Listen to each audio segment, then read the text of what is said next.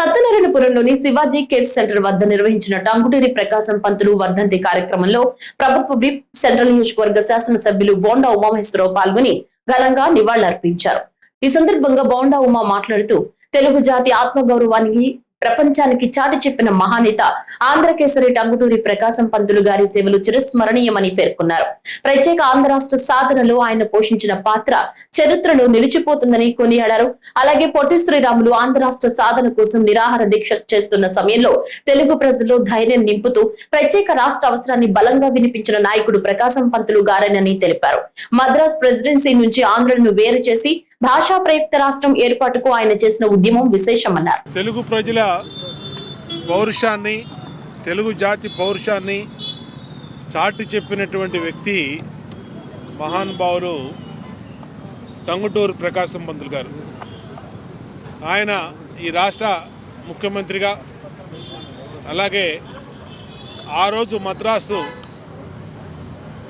ప్రెసిడెన్సీలో ఉన్నటువంటి ఆంధ్రప్రదేశ్ని విడగొట్టి ఆంధ్రులకి ప్రత్యేక భాషా ప్రయుక్త రాష్ట్రంగా కావాలని పొట్టి శ్రీరాములు గారు నిరాహార దీక్ష చేస్తున్నప్పుడు ఆయనకి అండగా ఉన్నటువంటి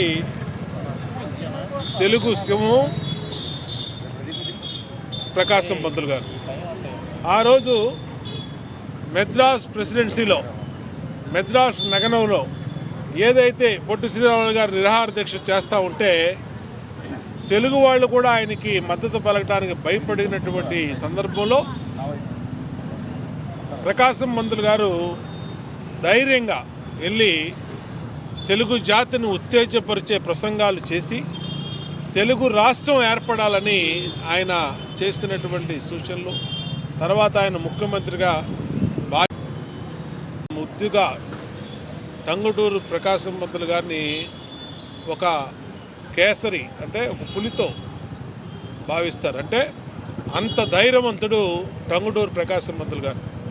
ఈ దేశం కోసం ఎంతో చేసినటువంటి వ్యక్తి, ఈ రాష్ట్రం కోసం ఎంతో చేసినటువంటి వ్యక్తి టంగుటూరు ప్రకాశం పంతులు గారికి ఆయన ఆశయ సాధనలో మేమందరం కూడా ఆయన్ని స్ఫూర్తిగా తీసుకొని తెలుగు జాతి కోసం, ఈ రాష్ట్రంలో పేద, బడుగు, బలహీన వర్గాల కోసం నిరంతరం కూడా ఆయన ఆశయ సాధనలో పనిచేస్తాం.